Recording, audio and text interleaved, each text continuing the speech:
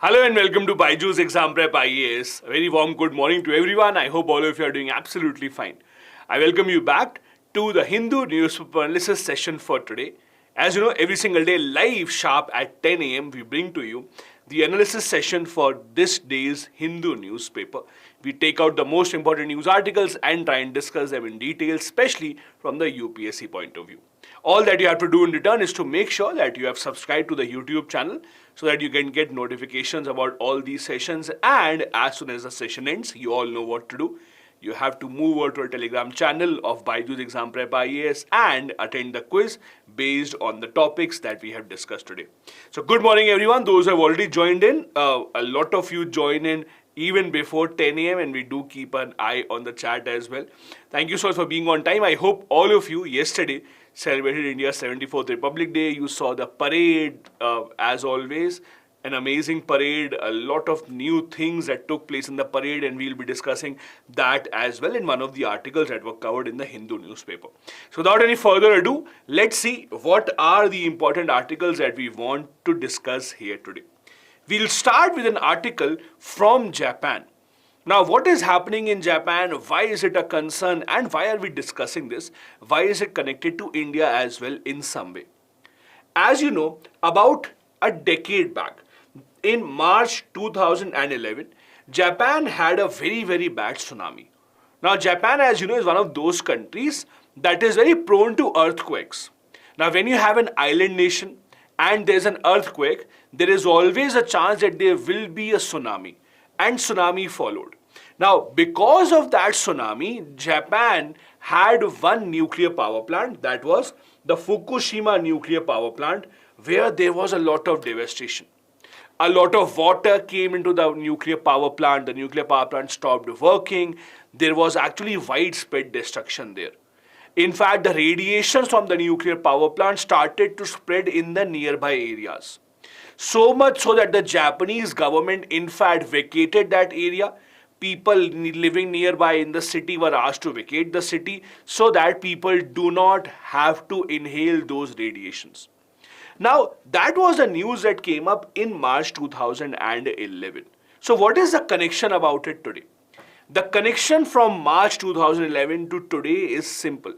What Japan has been doing is, Japan had thought back then that this Fukushima nuclear power plant would not be able to continue, so we will decommission it. Decommission means that we will end it. Now, stopping a nuclear power plant or just saying that we are wrapping up a nuclear power plant is not that easy.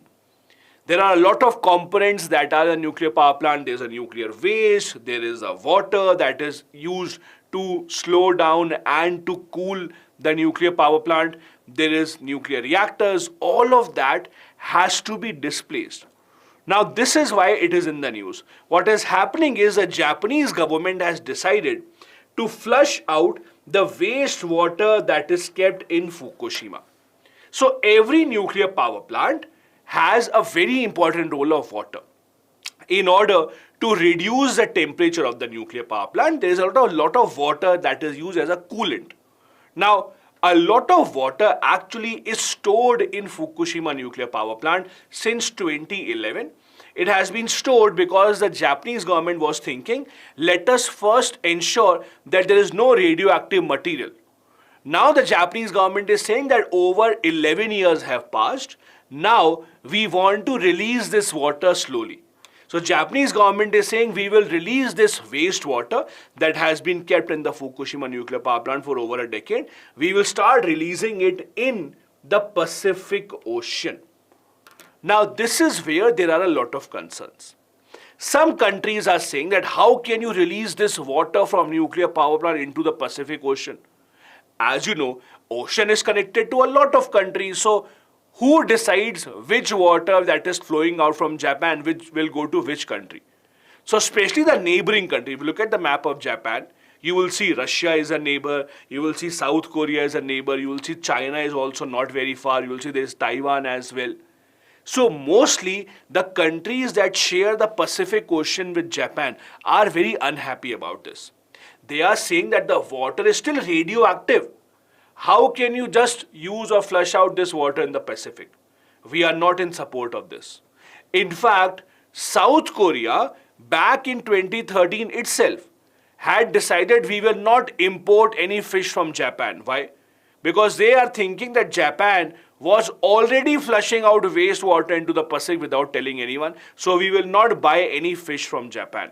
Because Japan, as you know, has a lot of fishing culture. It exports a lot of fish. So for them, not to be able to export any fish to South Korea was a major concern.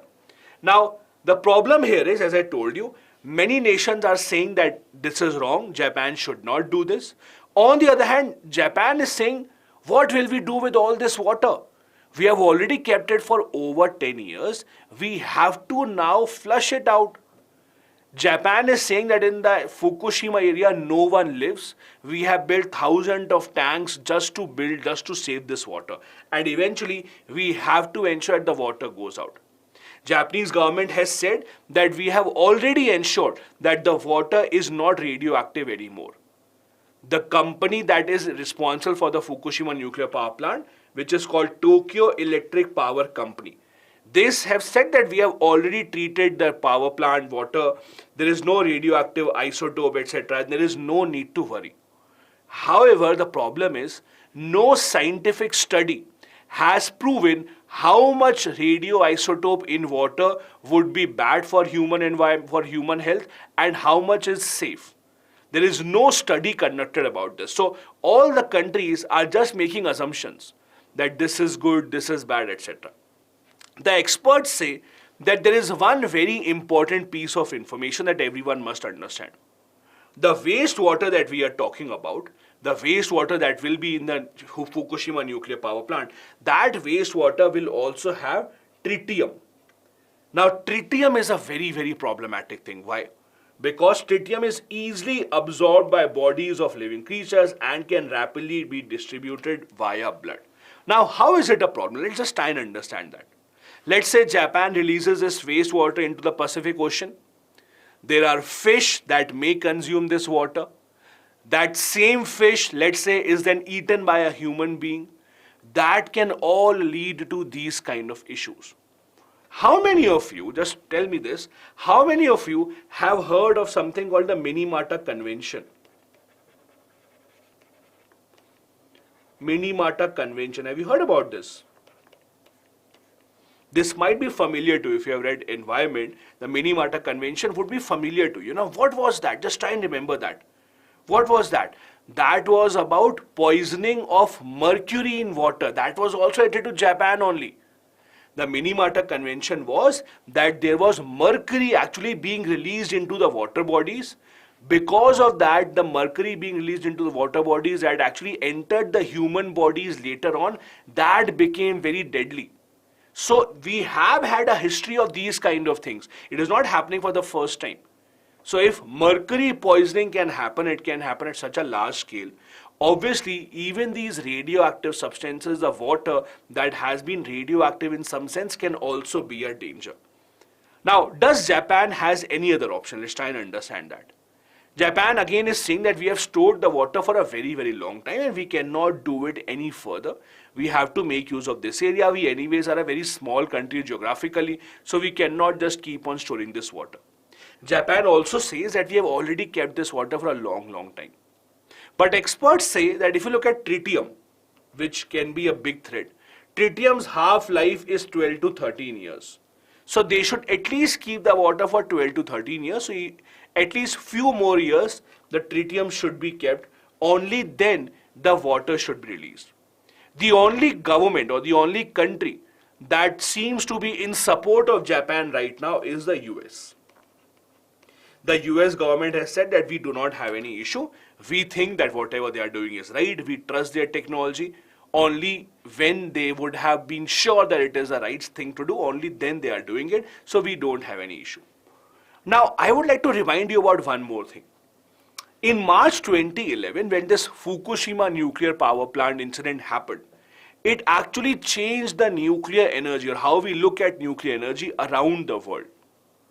After the nuclear disaster in Japan, when the Fukushima nuclear power plant had all this issue, many Western countries suddenly realized that nuclear energy might not be that safe. A lot of European nations such as Germany, such as France, etc., all these nations actually started to shut down their nuclear power plants one by one. That also led to a lot of loss to the Japanese companies. Please understand this. It is said that around the world, Japan is the leader in nuclear technology. People say that if you are building a nuclear power plant in your country, it is impossible to build it without Japan's collaboration, because the companies that will give you material, the companies that manufacture those components, all of them are tied up in Japan only. So when Japan had this nuclear disaster, many developed nations thought that, oh, nuclear might not be a great idea. So a lot of nuclear power plants were shut down in Germany, France, and many other European countries, Italy, etc. This is where something interesting happened. Because the Japanese companies were losing out on their business, the Japanese nuclear companies were losing out on clients, they wanted new clients. That is also when Japan signed the nuclear deal with India. You would remember a few years back, India-Japan signed a very historic nuclear deal. Historic because India was able to sign it without even becoming a part of the NPT. That was also because the Japanese companies wanted new clients. The developing nations such as India and China were still willing to invest in nuclear energy. We still thought that nuclear energy is good, we will invest in that. The developed nations were shutting down or still are shutting down nuclear power plants because they think it is not the right way forward. But for nations such as India, such as China, developing nations, look at Bangladesh also trying to make its first nuclear power plant. For developing nations, this is still a good way forward. Now, if you look at nuclear energy specifically, and if you just go slightly above this article, nuclear energy has been regarded as a hope for most of the world's nations who want to switch towards renewable energy. See, we have other sources of renewable energy, we have wind, we have solar, etc. But the problem with other sources like wind and solar is they are not available 24/7. You cannot make solar energy at night. You cannot make wind energy, you cannot use wind energy everywhere. You have to be present where the wind is blowing. So at the end of the day, nuclear energy gives a chance to the countries that you can use it 24/7 like coal, etc. That is why many countries actually try and go ahead for nuclear energy. But for India, it has a lot of significance individually as well. As you know, India has been trying to move towards a thorium-run nuclear power plants. India has one of the largest reserves of thorium in the entire world. Our three-stage nuclear power plant or nuclear plants have been built in such a way that we want eventually to be able to use thorium to manufacture most of our energy. Then it would also cut down on our import bills of energy if we are able to make use of nuclear in the best possible manner. It is also much cheaper to run in the long run. However, as I told you, there are still a lot of challenges with respect to nuclear energy in India. Despite all the talks, despite all the big agreements that we have signed with Japan, US, Australia, etc., at the end of the day, the nuclear installation capacity in India is also still very, very low. The current capacity is only 6.78 gigawatts, although the target was to have 650 gigawatts by 2050. That does not seem to be achievable, at least till now. We have also had lack of public funding, and acquiring land has also become a problem. You have seen wherever the government of India decides to set up a nuclear power plant, when they try to acquire land from the people, they try to ask people to vacate. There have been a lot of protests. You have seen what is happening in Tamil Nadu, you have seen what's happened in Maharashtra also. Wherever the government of India tries to launch a nuclear power plant, acquiring land for it becomes very difficult. No country has been able to successfully deal with the question of nuclear waste, how to handle nuclear waste, what to do with it. There has not been one single answer to that. So there are a lot of challenges with nuclear energy as well. It is not all hunky-dory. It remains to be seen whether the countries are able to come together and find solutions to that. If you have any questions, let me know. We'll go ahead with the next article. Vishal is saying, where is the world's largest thorium reserve? It is speculated, not scientifically proven. It is speculated that India would have a lot of thorium reserves. Australia would also have a lot of thorium reserves. So thorium is usually found in beach sands, so those kind of countries, India, Australia, etc. Keshan is saying nuclear waste cannot be utilized. No, nuclear waste cannot be utilized because we have already extracted a lot of energy out of it. So once you have extracted that energy, how do you use it? How do you actually get rid of that nuclear waste? That is still a question. Many countries are thinking that we might dig it into the land, but that would pollute the water supply. Many countries have even come up with the crazy idea of shooting it in the space, but that is also problematic. So disposing nuclear waste is still a problem that we have still not been able to come up with. Okay. Now, the next article that we want to discuss is an article based on Tamil Nadu. The Hindu newspaper has this habit that they publish their old articles as well. For example, this article also, and they will mention when was this article originally published. So for example, in this article also it is mentioned that this was originally published on November 18th, 2021. So it does happen that they publish their old articles as well when they think that those kind of articles have become relevant, they have become more important in today's context, so they publish it again. So what exactly is the context of this article? The gist of this article in very simple terms, let me tell you what this is. They say that in certain districts and certain areas of Tamil Nadu, the scheduled tribe population is in majority. And they give names of certain areas where scheduled tribe population is mainly in majority. And they have said that if you look at the official numbers from the government, look at the literacy rate, look at the amount of land that they own, look at their economic status, all of this indicate that the scheduled tribes are lower as compared to other sections of the population. Literacy rate is lower, employment rate is lower, skills are lower. In short, the article demands that Tamil Nadu should also be a part of the 5th schedule of the constitution. And in the 5th schedule, those areas of Tamil Nadu where there is a majority tribal population, they should be given their rights, their benefits as well. In simple terms, this is what this article is about. They say that not just in Tamil Nadu but across the entire country, a lot of scheduled tribes have been accused of committing crimes where they have not even done anything wrong. In fact, when the British were here, they actually had this habit. When the British were here, they had something called the Colonial Criminal Tribes Act, where the British assumed that all the tribal population is criminals only. They assume that the tribal community is doing nothing to earn their livelihood and they are just committing crimes. After they went away, we had a new law in India called Habitual Offenders Act of 1952. Habitual Offenders Act means the government or the police identified certain people that they commit crimes very often. So whenever there was anything wrong in the law and order, the police used to catch these people first without any proof. Many scheduled tribes in a lot of states in India have been considered as habitual offenders and have been arrested time and time again, which is a big issue. In the past few years, ever since we have tried to have more development, we have tried to have more industries, more manufacturing units, the problem that we have is the area that we start to acquire, the forest land, etc. Most of that belongs to scheduled tribes only. A lot of them have been forcefully displaced. You can talk about setting up, building big dams. We just talked about nuclear power plants. See, if the government, let's assume today, wants to set up a nuclear power plant, let's just take a simple example.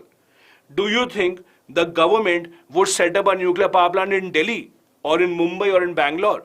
Would the government tell people, no, vacate your land, we will set up a nuclear power plant in this city. Go away, vacate your land. Would the government ever do that? No, they would not do that. So which area will the government choose to set up dams, to set up these nuclear power plants? They will choose an area where they think there is a lot of forest. Now, who lives in the forest? It's a scheduled tribes that live in the forest. So the cost of development is borne by the people living in the forest. It's borne by not the rich people. It is borne by those people who are scheduled tribes, who have been living in the forest for a long time.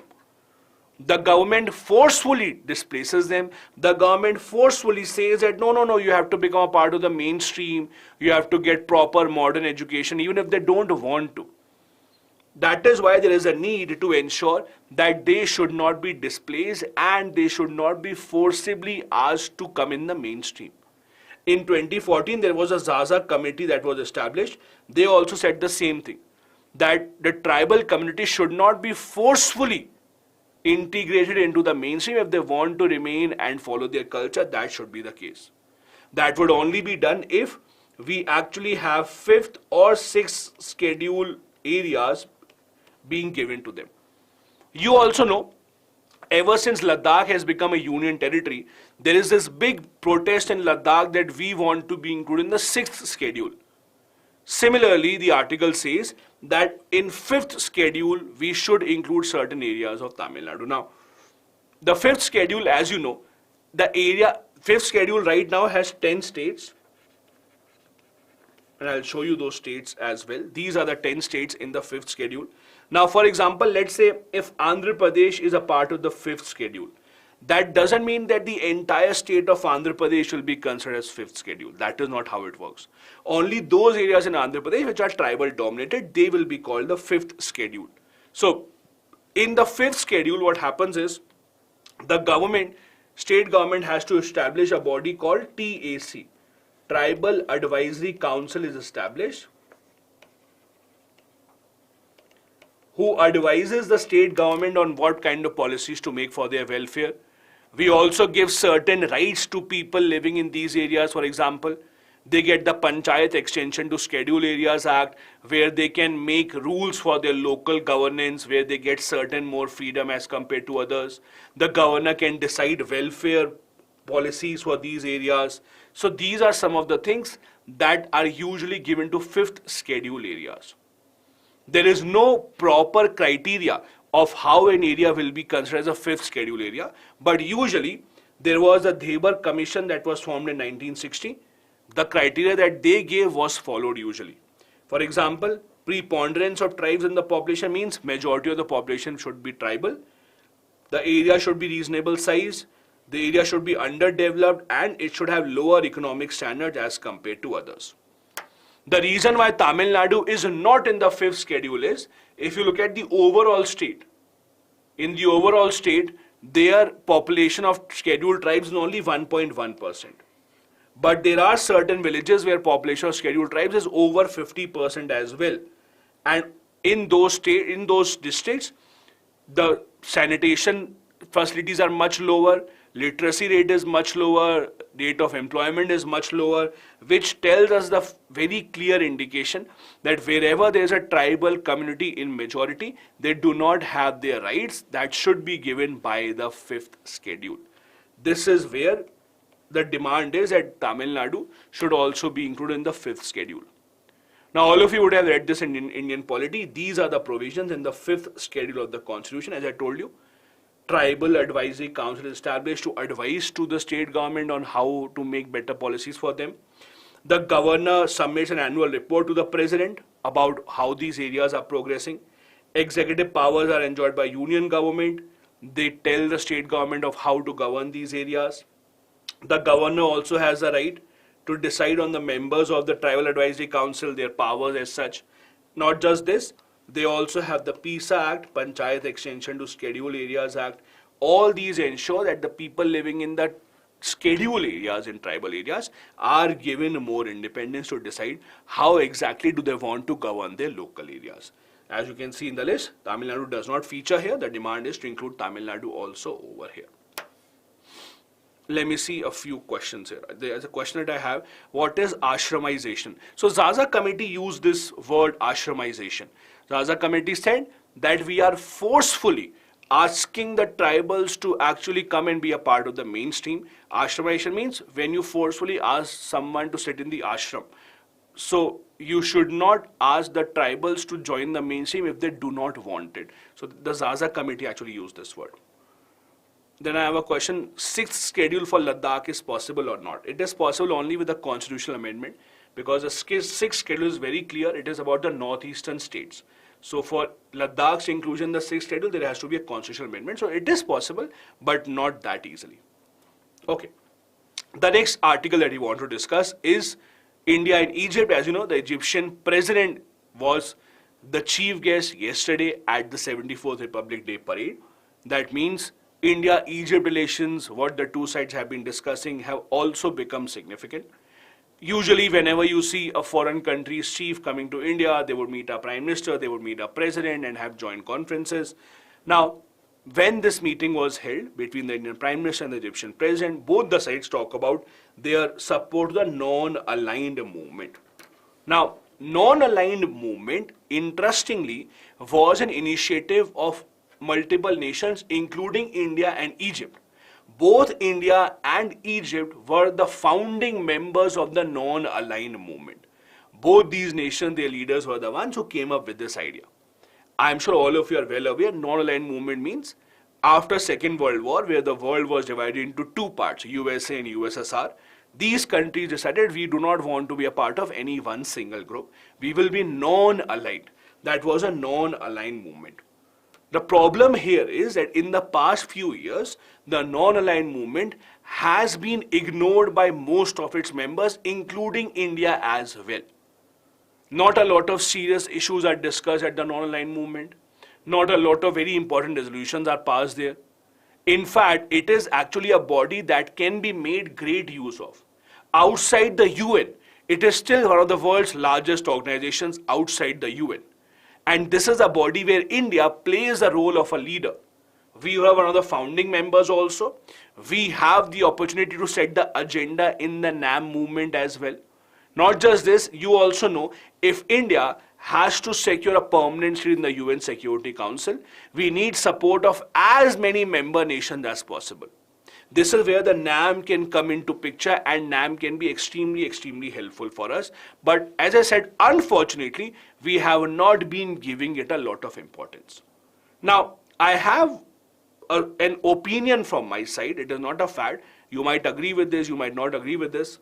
My personal opinion is, usually if you look at the groups around the world where India is a member, there is a pattern that you will see. The pattern is, if India is the biggest member of any group, if India is the strongest member of any group, that group usually does not become successful. And there are multiple examples that you can think about. You can think about the non-aligned movement, think about SAARC, think about Mekong Ganga, think about those groups where India is the most powerful member or the biggest member. Those groups usually do not do good. Talk about BIMSTEC also. There are so many examples. It is hard to find an exception because for some reason we focus more on those groups where we have stronger nations, where we have bigger nations than us. We focus on, let's say, the UNSC, we focus on SCO, we focus on Quad, we focus on BRICS, etc. But somewhere down the line, you would see that we do not focus on those where India is the biggest member. See, when you are the biggest member, the smaller nations are looking towards you to help them. The smaller nations want you to drive the agenda. You have to build confidence into them that we will not try to force ourselves upon you. But somehow down the line, India has not been able to do. Again, it is my personal opinion. You can have your own opinion as well. But this is what you have seen in non-aligned movement as well. Look at the history of non-aligned movement. The name non-alignment actually was coined by V.K. Menon at a speech in 1953 in UN, and it was used again by Pandit Jawaharlal Nehru later on. This was an idea that initiated from India, then nations such as Egypt, Indonesia, Yugoslavia, Ghana, these came together, and finally the non-aligned movement became a thing where the nations were told that you do not necessarily have to be in one group of US or USSR. You can actually come out of it and you can stay non-aligned as well. When India and other nations decided to stay non-aligned, we were criticized by USA. USA said, oh, you are spineless. You can't even take one side. You are so scared. Why are you non-aligned? We clarified that non-alignment doesn't mean that we will not take a side in the world affairs. Non-alignment just means we will not close our eyes and say, oh, we will be with USA no matter what they do. We will decide on a case-by-case basis who is right and who is wrong. Pandit Jawaharlal Nehru famously said non-alignment doesn't mean that we will be aloof from international affairs. It just means that we cannot take a side blindly without looking at all the aspects. Now, the issue is non-aligned movement, as I told you, in the past few years has not really been successful. Summits are not held very often. Even when they are held, we do not have high-level participation. We do not really talk about a lot. You should have been able to utilize NAM better, but we have not been able to do that. For example, the present day issues that we have is, lack of economic pragmatism. The developing nations should have been able to come together, form policies, but that has not been happening. Leadership crisis, India or no other country is taking the leadership as such. The experts in India should have utilized this much, much better. At a time when we need support of as many nations as possible in the UN to have a claim of permanent candidature in the UNSC, we should actually utilize the NAM, but we have not been able to do that so far. There have been questions asked in the UPSC as well. Is it time to just dismantle NAM? Should we just remove non-aligned movement? But the point is not that. Many experts say that now the Cold War has ended. So what is the use of NAM? The use of NAM is still relevant because the Cold War might have ended, but we still have the world divided into two parts of developing versus developed. Look at the climate change debate. Look at the debate about the food security. Look at the debate about WTO subsidies. Whenever you have these debates, the developing and the developed world are standing face to face with each other. Developed world wants the developing world to cut down on emissions. Developing world want the developed one to give them the money. So it is not the time to get rid of NAM. Rather, we have to revitalize it. This can become a platform for Global South cooperation. What is Global South? Global South is a word used for developing nations. The word Global North is used for developed nations and South is developing nations. So the Global South, the developing nations can come together, make a common group so that they can fight together against the developed nations, demand compensation in the form of green funds, demand compensation, demand that their ideas should be given priority in the UN, etc. So rather than getting rid of NAM, the non-aligned movement, it should rather be utilized by the developing nations in order to form a common agenda so that they can take ahead this fight with the developed world. Yes, the Cold War might have ended, but we still have the world divided into two parts. I have a question concerning significance of NAM for India in present time. I think I discussed this in detail. It gives an opportunity for India to present itself as the leader of the developing world. It gives an opportunity to India to make a strong case for UNSC candidature as well by getting support of all these nations. It gives a chance to India to actually put forward the demand of developing world in front of the developed world. As a leader of G20, for example, we can set the agenda that let's talk about developing nations first. Let's move ahead. The next article is about the forest cover in India. It's an unfortunate news. It's a news that is negative in nature. The news is that most states in India are actually short of their target of the forest cover that they had to achieve. For example, the Green Mission or the Green India Mission that we had was a mission where the different states were given targets of how much forest cover they should have. However, the problem is that if you look at most of the states in India, their forest cover is not up to the mark. Also, this number that has come up, this article in the Hindu newspaper, is not based on any official Government of India report. It is based on an RTI. This is based on an RTI actually. So an RTI was filed about the status of forest covers in different states. In response to RTI, it has been found out that the forest cover is much, much below the target. So the target of the mission is 10 million hectares of forest and non-forest land to increase or to improve the existing quality of forest as well. But the target has not been achieved. For example, in Andhra Pradesh, the target was 186 hectares of forest land, but right now they only have 75 hectares. Uttarakhand, the target was 6,446 hectares, but only 1,500 has been achieved. So most of the states are way, way, way behind the target that we have. From the side of the government, usually how do we come to know about the forest? We usually come to know about it from the India State of Forest report. So if you look at the India State of Forest report of 2021, this report comes once in 2 years actually. So it's not an yearly report. This comes once in 2 years. Now, in this report, you usually get to see the forest cover in the different states in India. In this report, in fact, Madhya Pradesh had the largest forest cover, after which Arunachal Pradesh, Chhattisgarh, Odisha, Maharashtra, they had the largest forest cover. However, even after that, we have seen that the forest cover has not increased considerably. As I told you earlier as well, this latest report that we have, the India State of Forest Report, is of 2021 only. So I'll give you some summarized version of that report only. The report comes once in 2 years. 2023 version has not been launched. So the latest report that we have is still of 2021. Now, tell me this, ideally, as per the government records, what or how much percentage of forest cover should we have in India? What do you think? Ideally, how much forest cover should we have in the entire country in terms of percentage? 10%, 20%, 30, 40, 50, what do you think?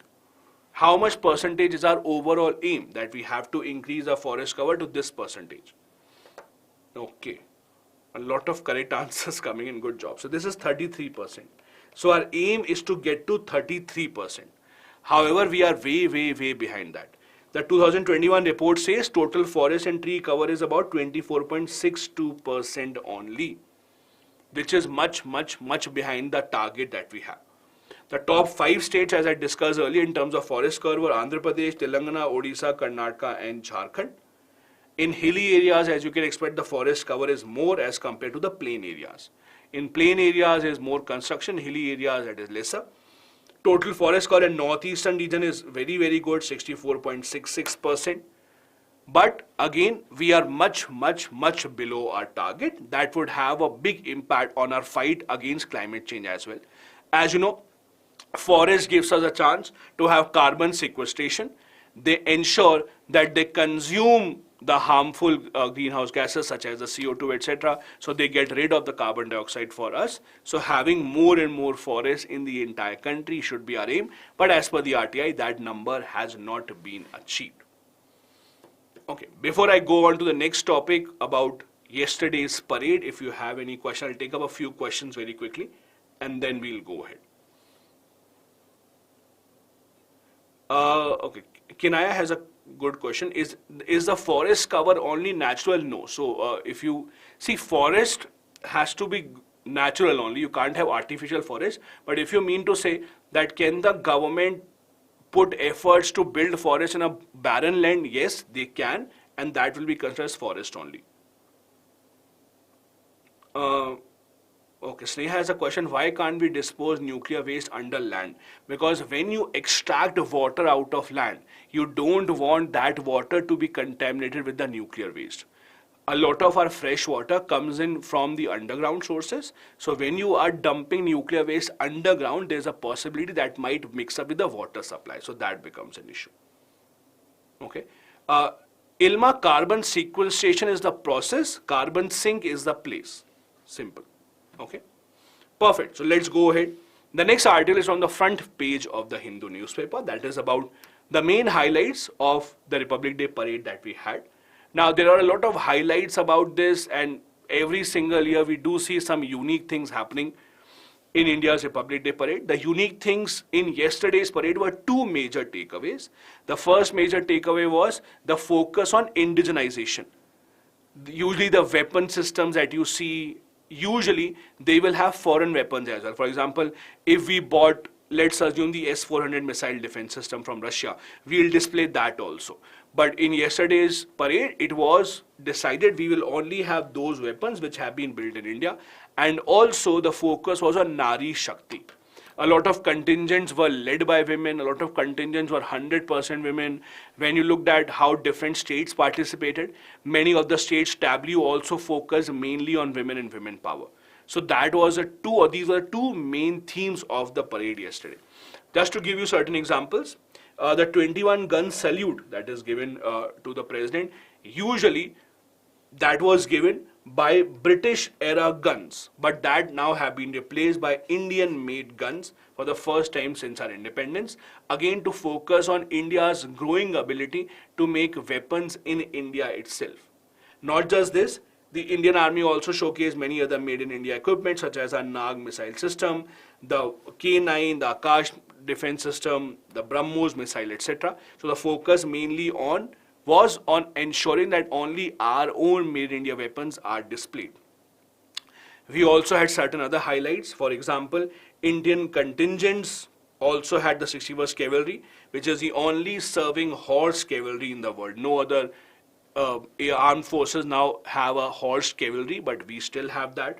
Not just this, as I told you, many marching contingents were led by female officers, including the Indian Air Force and Indian Navy contingents as well. We also had many flying officers also in form of women. Agniveers participated for the first time. As you know, the Agnipath scheme, under which recruitments have been done in the armed forces, the Agniveers also participated here. So all in all, the main takeaways here were the focus on Nari Shakti and at the same time focus on indigenization as well. Having said that, there are still issues with respect to the participation of women in the armed forces. You would have also seen how multiple women officers have had to fight in the Supreme Court for having permanent commission. What is permanent commission? See, when you join the army, for example, you either join for permanent commission or short service commission.